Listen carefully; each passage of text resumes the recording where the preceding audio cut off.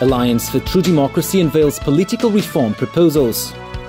Third case of H7N9 avian flu in Hong Kong. And from one friend to another, Rodman sings happy birthday to Kim.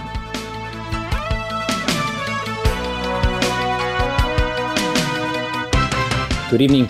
The Alliance for True Democracy has unveiled its proposal for universal suffrage in the 2017 chief executive election. It includes both civil and political party nominations of candidates. In what's being seen as a compromise, the group has accepted that candidates would need a nominating committee's approval. Evelina Leung reports. Health authorities have confirmed Hong Kong's third case of H7N9 avian flu, a man in his 60s who's now in critical condition. The Centre for Health Protection says he probably became infected when he visited a wet market in Shenzhen last week. People who've had contact with him are without symptoms but will be quarantined for 10 days.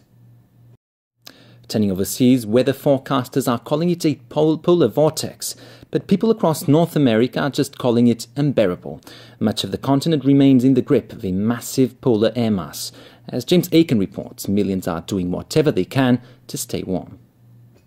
The first batch of dangerous chemicals in Syria's arsenal has been taken out of the country under tight scrutiny. As Alan Buckner reports, the operation came against a backdrop of a widening civil war and infighting among rebel groups. Back locally, the growth in mainland tourists coming to Hong Kong will slow this year. That's according to the Chinese Academy of Social Sciences. As Jenny Lam reports, that's prompting calls for the local tourism trade to increase its competitive edge. Businessman Ricky Wong and his Hong Kong television network face more problems as they bid to launch a mobile TV channel. The company has been told by TVB that it will end the leasing of 6 transmitting stations to a China Mobile subsidiary from which HKTV had acquired the mobile TV spectrum. HKTV is trying to negotiate the leasing terms with TVB and has not ruled out asking the government to intervene. But it stressed it has a solution to the technical problem and that the issue will not affect its plans to launch its mobile TV service by July 1st. A 15-year-old boy has been given a 12-month probation order for stealing a bus in Taiwan last year. Rachel Long with more.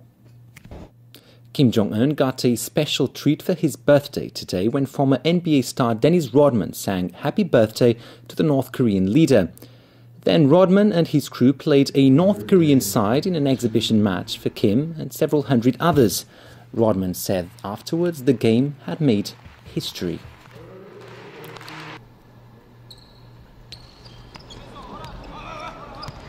Football's world governing body, FIFA, is distancing itself from comments made by its Secretary-General who suggested the 2022 World Cup Qatar would not be played in the summer.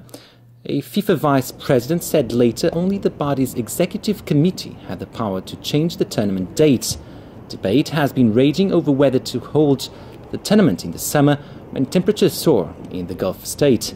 Moving it to winter would be better for players' health, but would be a scheduling nightmare for Europe's top leagues. Staying with football, Manchester United suffered their third loss in a row, this time to Sunderland in the first leg of their League Cup semi-final. Tony Sebine reports. And finally the weather, mainly cloudy and cool tomorrow. Temperatures will range between 13 and 16 degrees. That's all from our newsroom. Thank you for watching. Good night.